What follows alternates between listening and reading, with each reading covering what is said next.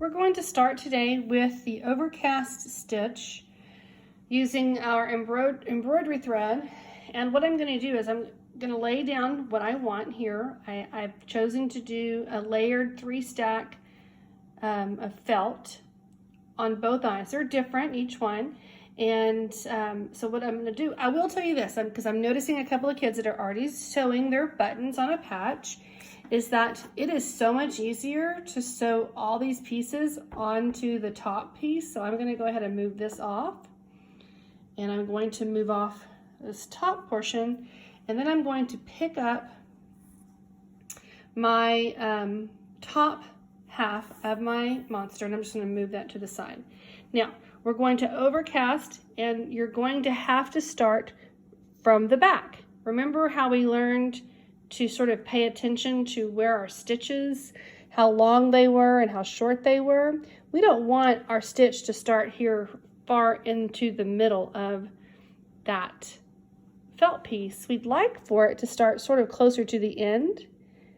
Okay, we're going to have a smaller stitch length. And remember, this embroidery thread is measured the same way that your thread is.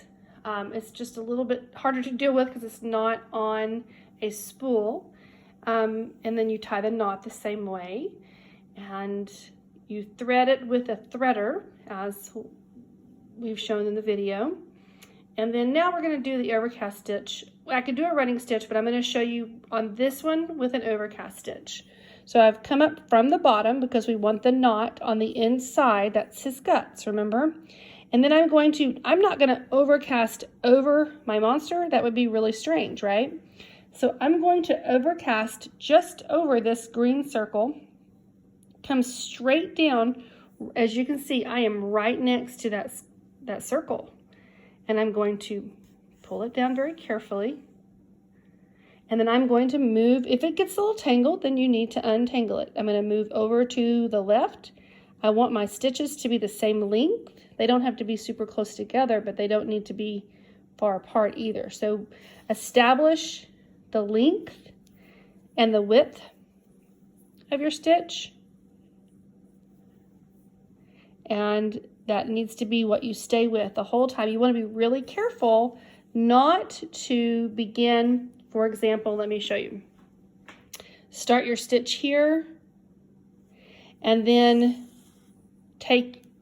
to go down. You don't want to start over, you don't want to move over. You want to go really literally right above the stitch that you just made. Okay? And we're going to just kind of keep turning around just like so, trying to keep that same, see how I went right above it? Trying to keep that same width and length. That's the length, this is the width. I'll turn it. I think, you probably could have them a little bit further apart depending on what you're sewing. When we're sewing the monster together, we are not going to want them to be far apart because you do not want the stuffing to pop through your edges. This will have no stuffing coming through the eye. See, I accidentally made that one just a little bit bigger. So I'm going to try to bring it back again, even up again. I want them to be the same. You might also find that you might run out of thread a lot faster. That when I overcompensated and made it a little bit too close. Sorry, you might not be able to see what I'm doing. Let's see. There we go. I think that's about right.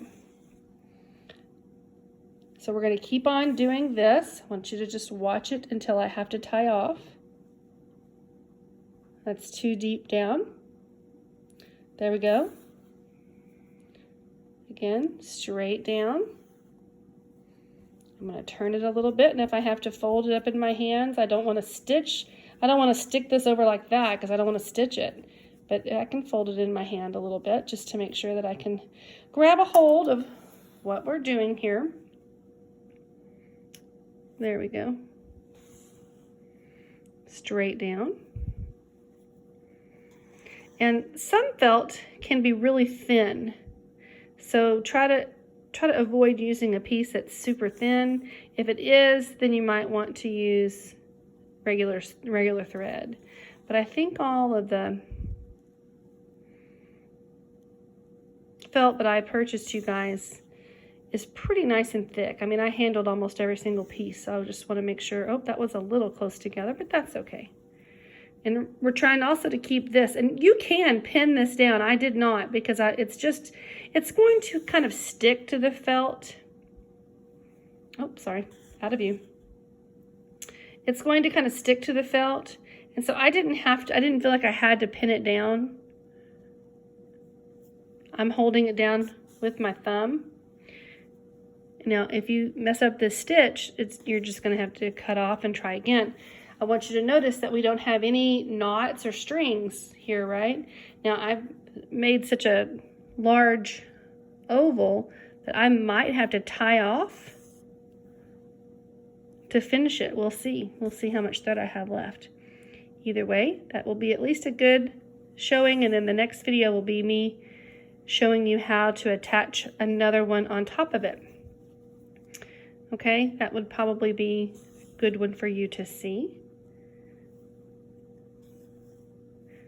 And you guys have asked lots of good questions, so I'll make little videos for all of those.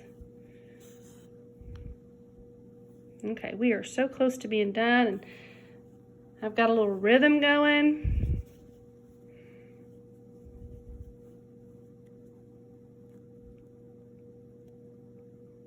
Oops, that's a little too far down. Very good. Almost to the end where I have to tie off. I've got probably, let's check my length here. I think I have a few more stitches in me. And look how nice it looks on the back. That's what we want. We don't want a rat's nest on the back. We want it to look nice on the back too. Now, does anybody see the back? No. But it does just make for a more finished product. So that's what we're aiming for. And so if you don't succeed with that, and you might be thinking, oh my goodness, she's gonna have to tie off before she even finishes that. Well, you know, that's such as life with sewing. Okay, so now I'm going to go ahead and tie off in the same way that we have done all along. I'll get a little closer so you can see it. So I'm going to come in through my last stitch. I'm trying not to pick up the felt. I just want to go through my last stitch. And then I'm going to come through my loop and pull it ever so gently because I don't want to pucker my felt. And then I'm going to do it one more time. Last stitch.